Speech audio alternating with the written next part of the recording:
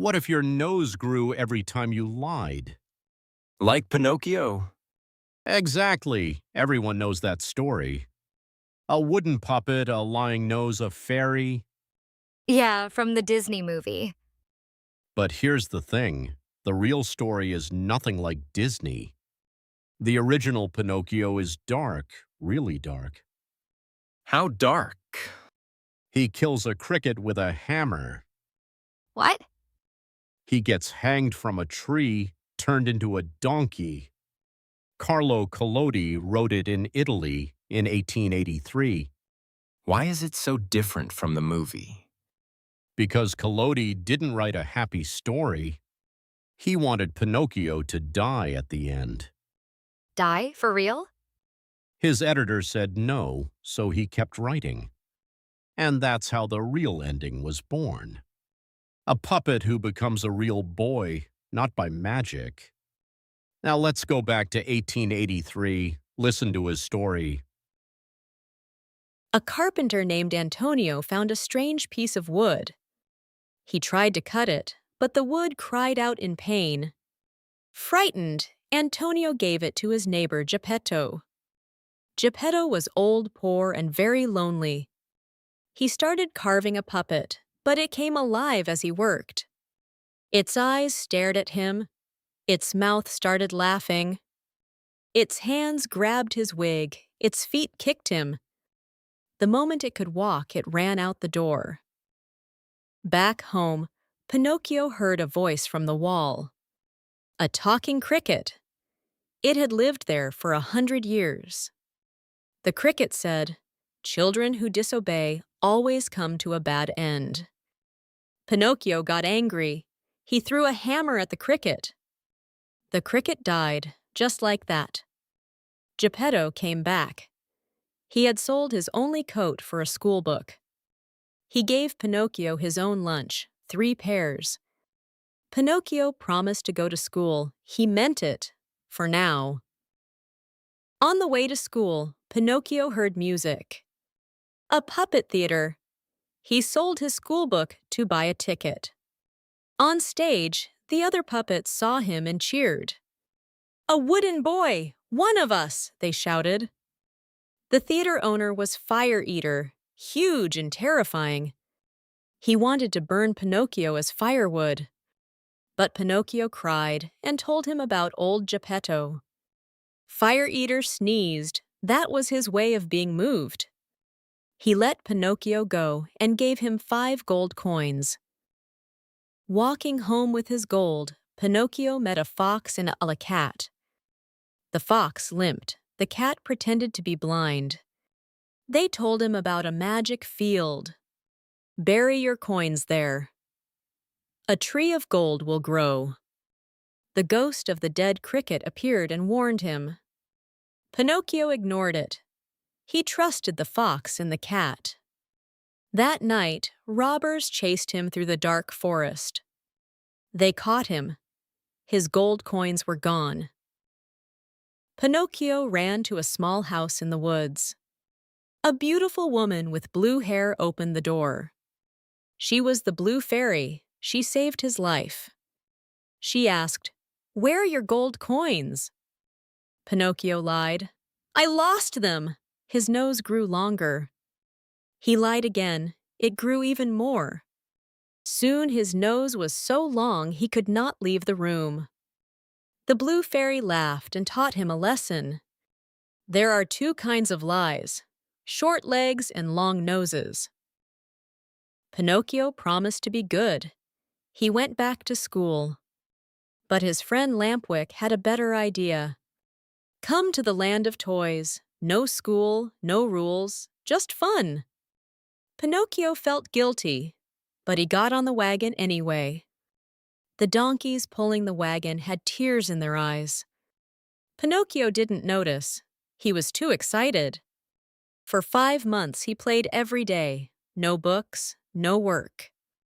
It was the best time of his life, or so he thought. One morning, Pinocchio looked in the mirror and screamed. 2 long donkey ears had grown on his head. Lampwick had them too. They stared at each other in horror. Then they both turned into donkeys, completely. They could not speak anymore, only bray. Pinocchio was sold to a circus, whipped and forced to perform. He broke his leg. They threw him into the sea to drown. Fish ate away the donkey skin. Inside, the wooden puppet again. Swimming in the dark sea, Pinocchio saw a giant mouth. A shark swallowed him whole. Inside its belly, everything was dark and huge. Then he saw a tiny light, a candle far away. He walked closer, and there, sitting alone, was Geppetto. 2 years ago, Geppetto had sailed out to find his son. The shark had swallowed his little boat. He survived on canned tuna and one last candle. Father and son held each other in the dark. Pinocchio made a plan. The shark slept with its mouth open. He carried Geppetto on his back up the shark's throat. They saw stars through the open jaws. Pinocchio jumped into the sea with his father on his back. A kind tuna from inside the shark helped them reach the shore. From that day on, Pinocchio worked hard to care for Geppetto. He carried water, he wove baskets, he bought milk for his father. One night, the blue fairy appeared in a dream. She said, "A child with a good heart deserves to be forgiven." Pinocchio woke up. Something was different. He looked at his hands. They were not wood anymore. Real skin, real fingers, real tears running down his face. In the corner sat the old wooden puppet, empty, lifeless, done. Wow, that ending. He was crying. With real tears. Right? Now let's go back to the very start. Pinocchio is born. First thing he does, runs away. Second thing, he kills the cricket. The only one who told him the truth. Exactly, and Pinocchio smashes it with a hammer. So the cricket is like his conscience? Yes, and he destroys it on day one. But what happens later? That's the best part. Collodi is saying something dark here. We don't just ignore good advice, we try to kill it. That's harsh for a children's book. It was never meant to be sweet, and it gets darker. And then the nose. That's the famous part. The blue fairy asks, "Where are your gold coins?" Pinocchio lies, his nose grows. He lies again, it grows more. Why a nose? Why not something else? Good question. A nose is right in the middle of your face. You can't hide it. Everyone can see it. So the nose is like a sign that says, "I'm lying." And the blue fairy says something beautiful. Lies with short legs, they can't run far. Lies with long noses, they show on your face. So either way, lies don't work. That's Collodi's whole point. Wait, short legs? Lies don't actually have legs. It's a saying. It means lies can't travel very far. But the scary part of this story, it's not the nose. The land of toys, no school, no work, just play. Sounds pretty great, honestly. That's exactly what Lampwick said. Imagine this. You quit everything, no rules. Every day is fun for 5 whole months. Then one morning, you look in the mirror, and you have donkey ears. So Collodi is saying fun is bad?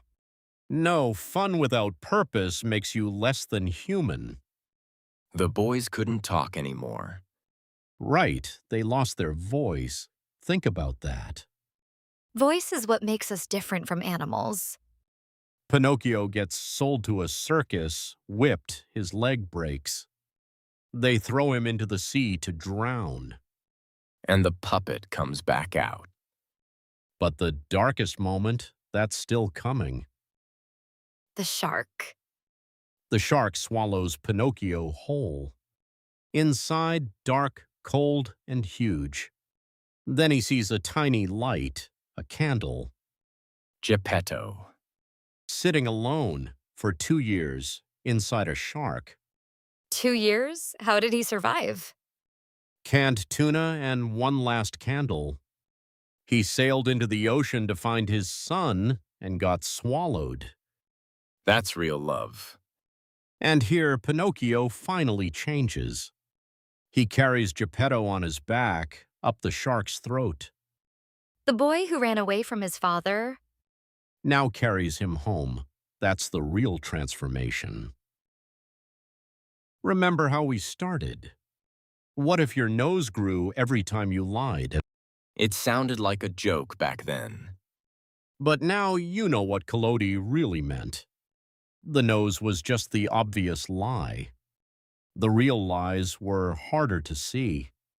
Choosing fun over school, ignoring good advice. Running from the people who loved him. Those lies don't grow your nose. They change who you are. Becoming real wasn't the fairy's magic. It was carrying his father through the dark. So what do you think? Are you real or still made of wood?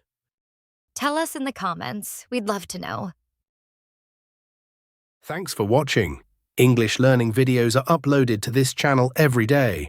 Don't forget to subscribe.